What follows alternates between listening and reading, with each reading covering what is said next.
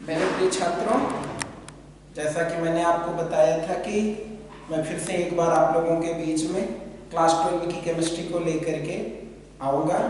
Billion chapter के 4 part हम बना चुके हैं अपने वीडियो को, और जो अभी तक बिलियन चैप्टर के बारे में जो बच्चे ना जानते हों वो पीछे के हमारे वीडियो को सीक्वेंस से देखते हैं, तब उनको पार्ट 5 समझ में आएगा। आज बिलियन का 5वां पार्ट हम लोग बना रहे हैं, और इसमें जो है हम लोगों का आज का टॉपिक है, जैसा कि ये सारी चीजें ब्लैक बोर्ड पे मैंने लिख दिया, ये क्लास 12 के लिए है और ये बिलियन का पार्ट नंबर 5 है। और प्रकरण जो है परासरण दाब और परासरण दाब के नियम, इसको पढ़ना है। ठीक है, समय रहेगा तो ये भी टॉपिक हम लोग ले लेंगे। तन्य बिलियनों के लिए वन हाफ समीकरण क्या होता है, कैसे इसका डेरिवेशन है। आज की क्लास में आप लोग सबसे पहले ये जान लीजिए कि आज की क्लास में हम जितने भी आपको फार्मूले या नियम बताएंगे उसको डेरिवेट करना है। और आज का चैप्टर क्लास की 11th के गैसीय अवस्था वाले चैप्टर से रिलेटेड है।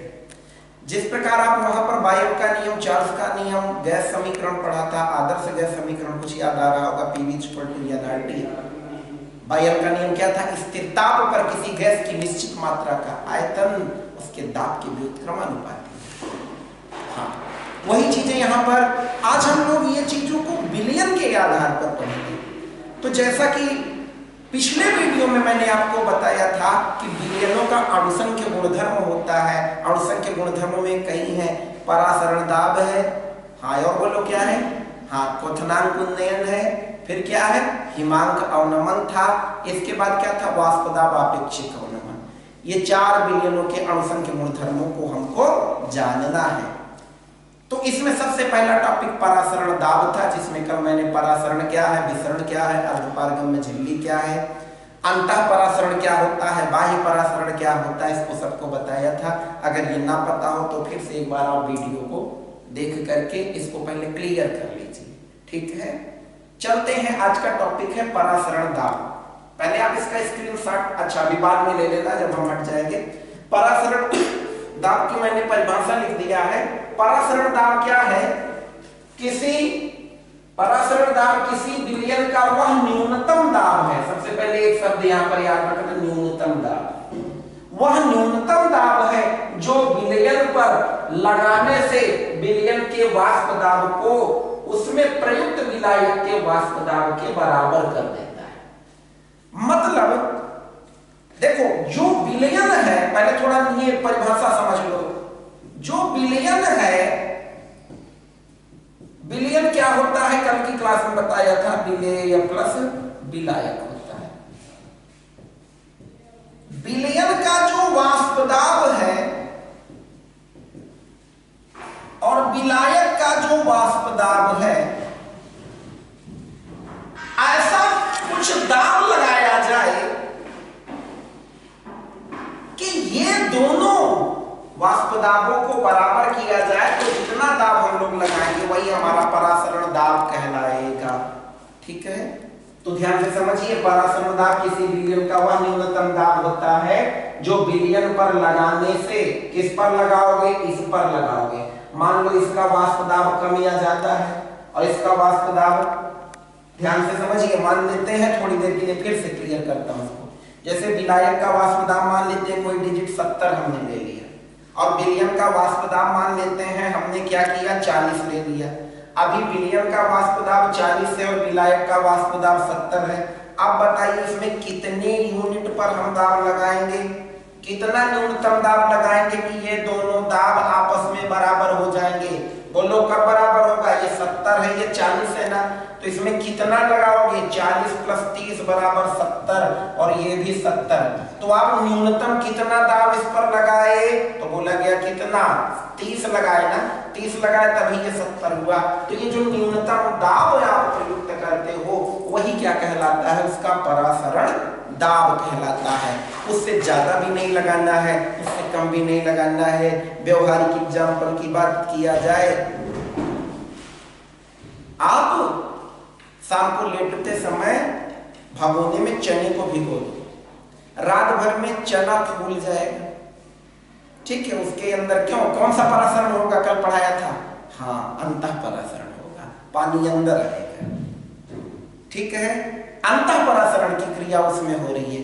अब ये सोचो कि एक पतला सा छोटा सा चना का दाना है, सूखा हुआ, और उसको एक दिन पानी में डालने से वो थोड़ा बड़ा हो गया। अब आप ये सोचो कि हम इस चने को अगर एक दिन में इतना बड़ा फूल गया तो इसको 10 दिन उसी में भिगो के रखें तो क्या वो 10 दिन में क्या एक चना इतना बड़ा हो जाएगा? बोलो, नहीं होगा ना। उसकी कैपेसिटी जो है फूलने की बस उतनी ही लिमिट है, तो उसमें हम ज्यादा नहीं कर सकते हैं। वही न्यूनतम उसका जितना रूप होता है वही हमारा क्या उसके परासरण दाब से रिलेटेड माना जाता है। क्लियर हो गया ना? परासरण दाब क्या है? न्यूनतम दाब होता है। किसमें लगता है? विलयन में लगता है। क्यों लगता है?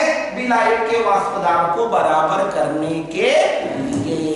विलायक का वाष्प दाब जितना दिया गया हो विलयन के वाष्प दाब के लिए। अब देखो, इस पर ये थ्योरी का प्रश्न नहीं आता है आपके पेपर में, इस पर कोई न्यूमेरिकल का प्रश्न डालेगा। अब न्यूमेरिकल के प्रश्न को समझेंगे कैसे?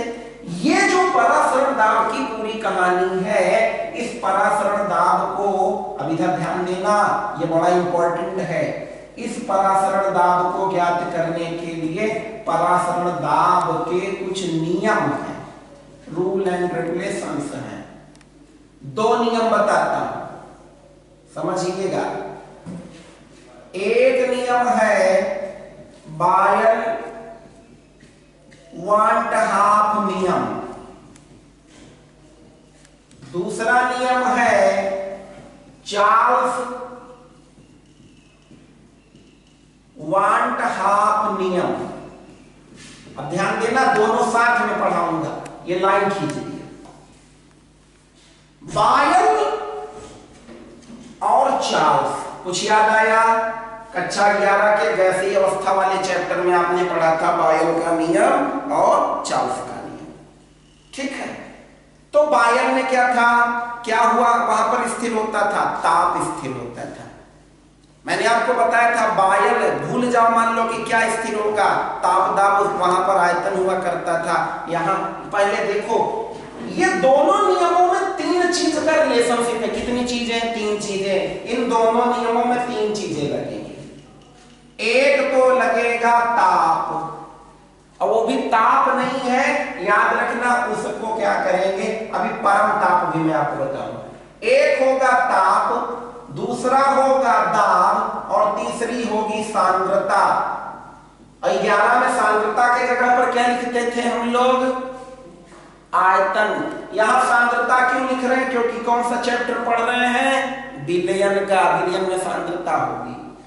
ये जो दाब है, इसको सिंपल दाब ना लिख करके हम टॉपिक कौन सा पढ़ रहे हैं? परासरण। परासरण, ये परासरण दाब है। अब इधर ध्यान से समझिएगा, ताप को T से मेंशन करेंगे। हाँ, ये ताप कैपिटल T की वजह से इसको परम ताप मानेंगे। परम ताप क्या होता है? डिग्री सेल्सियस में 273 जोड़ देते हैं। ये परासरण दाब को P से मेंशन कर लो और सांद्रता को C से। यही तीनों चीजों का रिलेशनशिप इसमें आएगा दोनों में। अब बायल वांट हाफ नियम क्या है? पहले नियम लिख दिया जाए, पहले बता देता हूं। स्थिर ताप पर किसी भी विलयन का परासरण दाब उसकी सांद्रता के समानुपाती होता है। समझ में आ रहा है? क्या होता है? सांद्रता के समानुपाती होता है। तो ये किसका नियम है? बायल वांट हाफ नियम है। अब चलो पहले नियम लिख दिया जाए।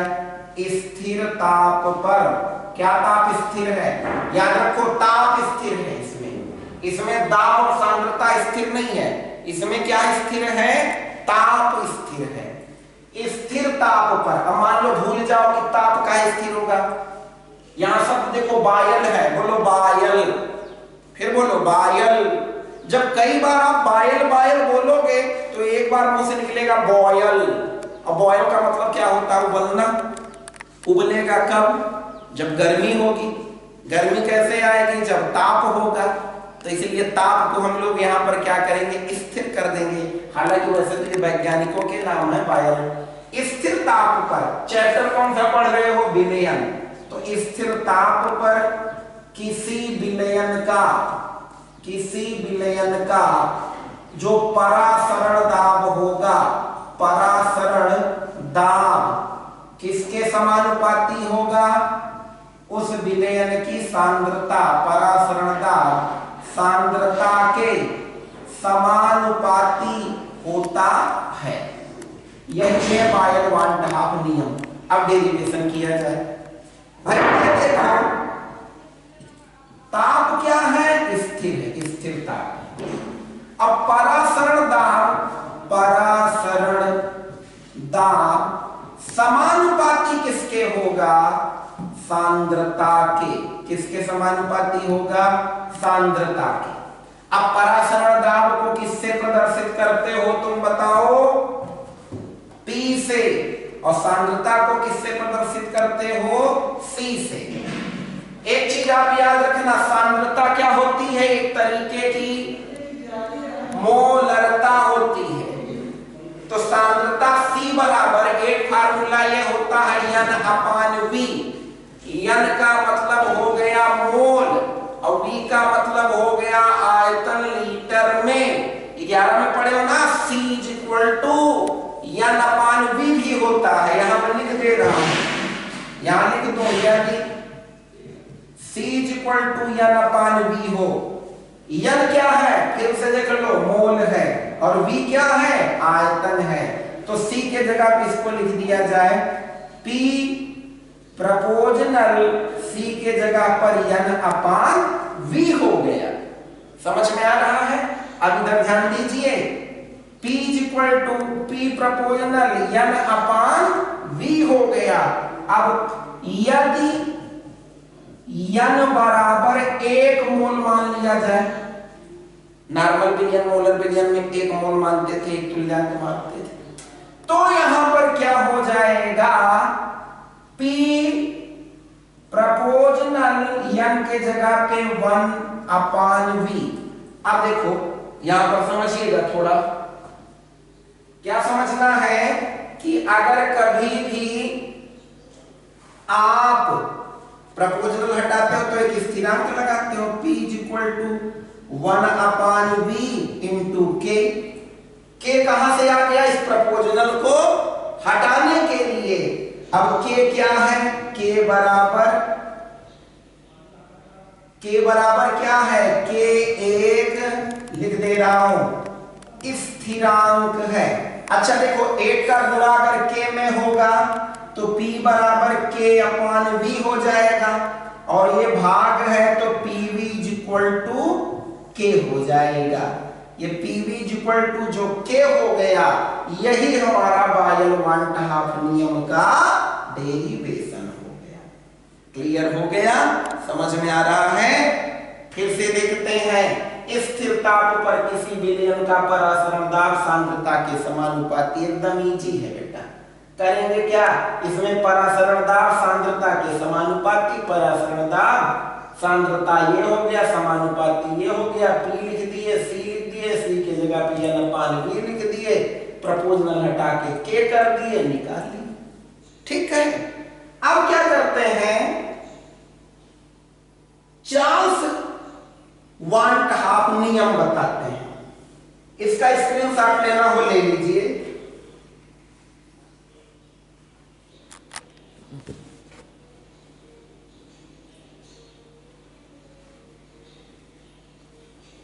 ले लिए? बोलो भाई। अरे ठीक है, अच्छे से ले लो।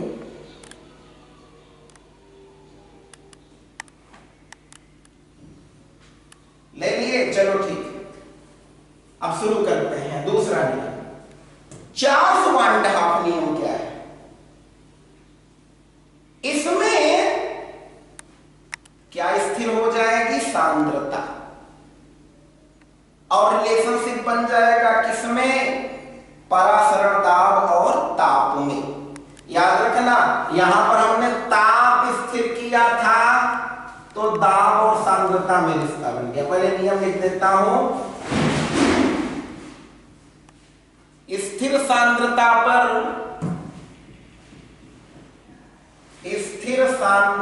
पर किसी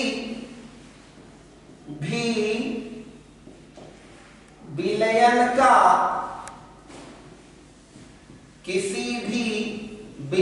का परासरण दाब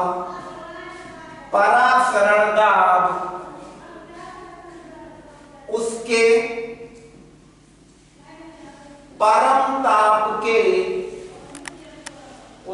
परम ताप के समानुपाती होता है। नियम लिख दे रहा हूं, समानुपाती होता है। ध्यान दो, अब की बार वाले में इसमें हमने क्या किया, पहले ट्रिक जानो। तो ये नियम है, दाब का टॉपिक पढ़ रहे हो तो इसको स्थिर मत करो। ताप वाले में बायो में ताप स्थिर कर देना, इसमें सांद्रता स्थिर कर देना, जो दो बचेगा उसमें रिलेशन बना देना। तो सांद्रता स्थिर हो गई और परासरण दाब किसके समानुपाती होगा, परम ताप के। परम ताप और सामान्य ताप में अंतर है, लिख दे रहा हूं यहां। परम ताप है कैपिटल टी, जिसे केल्विन ताप भी कहते हो, और सामान्य ताप होता है, सामान्य ताप है स्मॉल टी। दोनों में रिलेशनशिप होती है कैपिटल टी बराबर टी डिग्री सेल्सियस प्लस 273। मतलब अगर 27 डिग्री सेल्सियस का ताप है, इसको केल्विन में बदलना हो तो 273 जोड़ दो, बराबर आ गया 300 केल्विन, जिसे परम ताप मानोगे। अब यहां पर चलते हैं, यहां पर कह क्या रहा है, ध्यान से समझिएगा। यहां पर कह क्या रहा है, स्थिर क्या हो गया, बोलो, स्थिर क्या हो गया, सांद्रता हुआ ना स्थिर। रिलेशनशिप किसमें बनेगा, परासरण दाब, और किसमें, परम ताप में। ठीक है, अब परासरण दाब की जगह पे P लिखो, परम ताप यहां बताया हूं T है, ये ताप के बजाय याद रखना परम ताप का प्रयोग होगा। क्या करोगे, प्रपोजनल हटाओ, K कर दोगे KT। समझ में आ रहा है। अब देखो K गुणा है, T को इधर कर दो, PT P/T is equal to K। K क्या है, K बराबर एक तरीके का स्थिरांक होता है। चार्ल्स का नियम भी खत्म। तो बात फिर से एक बार रिवाइज कराता हूं, दिखाता हूं, उसके बाद अभी समय है हम लोगों के पास, ये वाला टॉपिक भी क्लियर कर देता हूं। हमको करना क्या है, परासरण दाब के दो नियम है, बायर-वाल्ट-हाफ नियम, चार्ल्स-वाल्ट-हाफ नियम। बायर-वाल्ट-हाफ नियम में ताप स्थिर होगा, परासरण दाब सांद्रता के समानुपाती होगा। P प्रपोजनल C हो जाएगा, C बराबर N अपान V होता है। N क्या है, मोल, V क्या है, आयतन लीटर में, NV रख दिए, N बराबर 1 रखोगे, 1/V। यहां पर हम क्या कर देंगे, K कर देंगे, K बराबर स्थिरांक हो गया, P = K/V, ये कर दिए। इसमें हम क्या करेंगे, इसमें हमको क्या करना है, सांद्रता स्थिर हो जाएगी, परासरण दाब जो होगा वो परम ताप के क्या हो जाएगा, समानुपाती हो जाएगा। P प्रपोजनल क्या कर देंगे, परम ताप के जगह पर हम लोग T कर देंगे। ठीक है, ये दोनों नियम क्लियर हो गया। फिर से हम हट जा रहे हैं, आप स्क्रीनशॉट जरूर लीजिए। ठीक है, स्क्रीनशॉट इसका ले लीजिए। मान लीजिए आपके पास अगर नोट्स नहीं पहुंच पा रही है तो ये सब इंपॉर्टेंट नियम है। स्क्रीनशॉट के लिए 1 मिनट का मैं समय आपको दे रहा हूं, फिर तुरंत आप एकदम तैयार रहिए, बूस्ट रहिए, एकदम सीरियस होकर के पढ़ना है। आज की क्लास में कोई हंसी मजाक नहीं होगा, नहीं तो जान लो YouTube से निकल करके घुस के मारूंगा, नहीं सॉरी घुस के नहीं, निकल करके मारूंगा। ठीक है ना, मजा आ रहा है। अभी कुछ देर बाद, मतलब कुछ देर नहीं यार, 1 मिनट के लिए वेट करवाता हूं तुमको। स्क्रीनशॉट जरूर लो, फिर मैं ये वाला बताता हूं।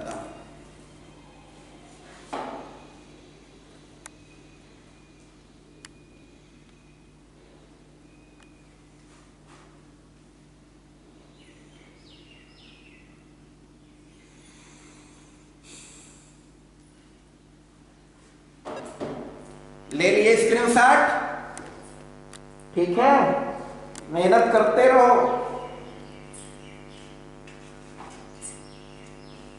चलिए ठीक है, मान लो कोई नोट कर रहा हो, नोट करता रहेगा, अब हम क्या करते हैं, इधर को मिटा देते हैं।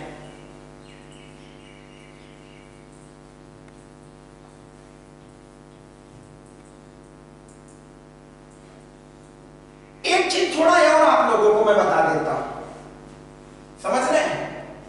एक चीज क्या है आपको बता दिया जाए कि देखो परासरण किसी भी विलयन का, थोड़ा यहां समझना, किसी भी विलयन का परासरण दाब ज्ञात करने के बहुत ढेर सारे नियम हैं, लेकिन सबसे इंपॉर्टेंट नियम बर्कले हार्टले विधि है। कौन सी विधि है? बर्कले हार्टले विधि। इसको आप लोग कहीं पढ़े होंगे, अगर नहीं पढ़े होंगे तो कमेंट बॉक्स में कमेंट कर देना। अगर नहीं पता होगा तो बर्कले हार्टले मेथड से ऑस्मोसिस प्रेशर कैसे निकाला जाता है उसको भी मैं बता दूंगा। फिलहाल इसकी बहुत ज्यादा जरूरत नहीं है यहाँ पर अभी, तो इसको भी मैं आपको बता दूं। इसका बहुविकल्पी का कई बार प्रश्न आया था कि परासरण बर्कले हार्टले विधि से ज्ञात किया जाता है। 4 विकल्प दे दिया जाए, क्वथनांक उन्नयन, हिमांक अवनमन, परासरण दाब, वाष्प दाब, आपेक्षिक अवनमन। तो किस पे टिक मार के आओगे? Very good. नकल तो नहीं सोचोगे ना कि गुरुजी आकर के बहुविकल्पियों को नकल करवा दे हमारे स्कूल में, ठीक है? नहीं, नकल के सहारे रहोगे तो बर्बाद हो जाओगे। अपने अंदर योग्यता लाओ, नकल करके पास होने। वैसे भी योगी की सरकार है, जो जो राउटर लगा है लाइव टेलीकास्ट हो रहा है हर जगह। जब एग्जाम देते हैं नकल नकल कहीं होने वाली नहीं, इसीलिए मेरे बच्चों पढ़ो, ठीक है? वो जमाना चला गया जब होता था और गार्जियन खिड़की पे चढ़ चढ़ के नकल करवा देते थे। नकल होने वाला नहीं है। अपने अंदर एक्सेलेंस लाओ, सफलता तो अपने यहाँ सक्सेस मिल जाएगी। 3 इडियट्स पिक्चर देखे हो ना, उसमें रणछोड़ दास, छानछड़ से अमल दास, आमिर खान बना था ना, उसको डिग्री नहीं मिली थी, लेकिन कितना बड़ा साइंटिस्ट बन गया था, ठीक है? वो उसमें क्या कहता है, हमें एक्सीलेंस के पीछे भागना चाहिए, सक्सेस के पीछे नहीं। मतलब हमें योग्य बनना चाहिए, सफल तो हम हो ही जाएंगे। योग्यता के पीछे भागिए, सफलता के पीछे नहीं। सफल हो जाओगे, योग्य नहीं रहोगे, फिर भी जीवन में कुछ नहीं कर पाओगे। पैसा खूब कमा लोगे लेकिन अपने आप से कभी सेटिस्फाइड नहीं रहोगे, ठीक है?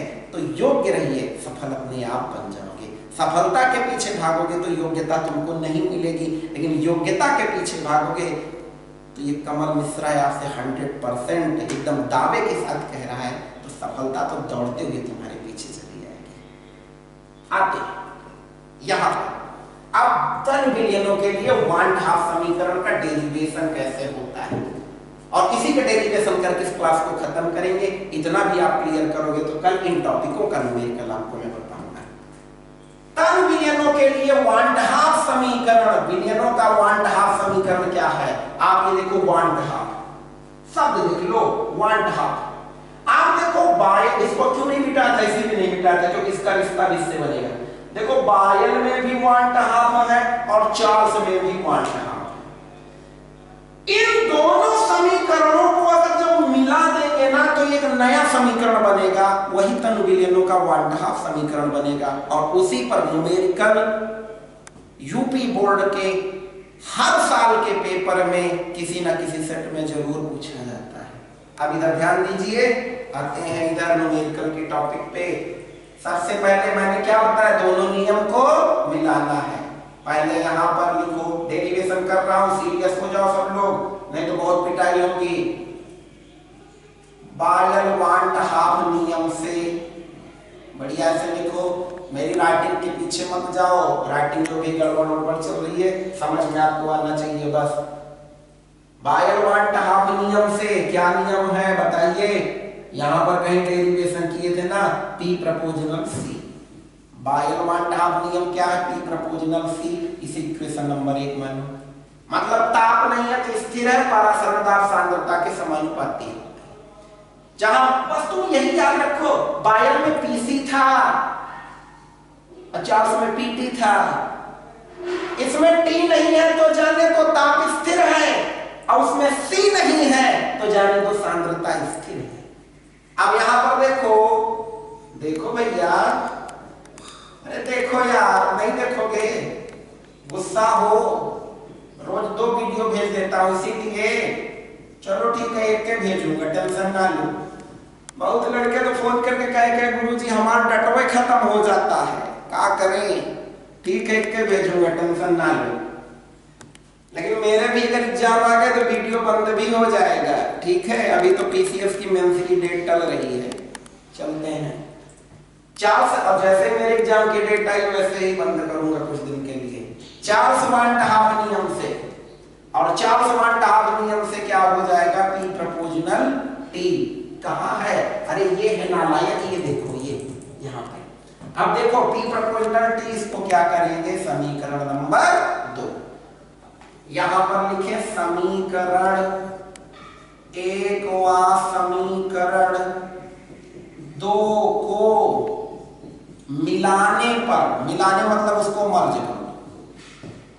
आप देखो ये भी P के समानुपाती है, ये भी P के समानुपाती है।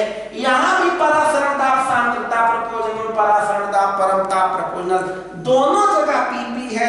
इन दोनों जगह P के लिखने के बजाय एक ही जगह P लिख दिया जाए और प्रपोजनल लगा करके इन दोनों को लिख दिया जाए C इंटू T। अच्छा अभी कुछ बताया था, C बराबर होता क्या है, n/v, ये इसको इसीलिए नहीं मिटाया था। तो P प्रपोजनल क्या हो जाएगा, C के जगह पे n/v/T लिख दो।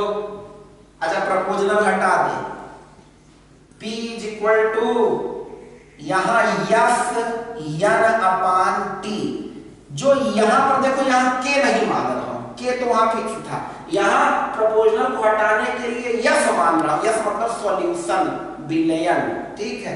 यस क्या है, एक तरीके का विलयन स्थिरांक है, वहां वो सामान्य स्थिरांक था। यस क्या है, विलयन स्थिरांक, न्यूमेरिकल में इसका मान दिया रहेगा, नहीं दिया रहेगा तो भी बताऊंगा, क्या मान ना दिया रहे तो क्या लिख दोगे। अब चलो P इज इक्वल टू, अब देखो छोड़ो, यहां पर V क्या है, बटे में है, तो हम लिख दें PV is equal to n/t। अगर इतना लिख दो, ये भी विलयनों का 1/2 समीकरण है। अब मान लो अगर n का मान कुछ और है तो n बराबर W/m भी होता है। अरे मोल बराबर मात्रा ग्राम में बटे अणुभार, अभी कल भी बताया था मोलरता के समय। तो PV is equal to n के जगह पर W/m/t। इसको एकदम याद रखो, PV बराबर W/m/t। 2 2 4 2 6, इन 6 चीजों में न्यूमेरिकल में कोई 5 चीजें दी जाएगी। देखो वहां पर आदर्श गैस समीकरण में था PV is equal to nRT, यहां PV is equal to nST मैंने लिख दिया है। यहां हमने क्या लिख दिया है, PV is equal to nST, समझ रहे हैं ना। तो यस मतलब कुछ किताबों में R भी लिखा मिलेगा, PV is equal to nRT ये भी, लेकिन हम R गैस के लिए मान लेते हैं, यहां यस मानते हैं।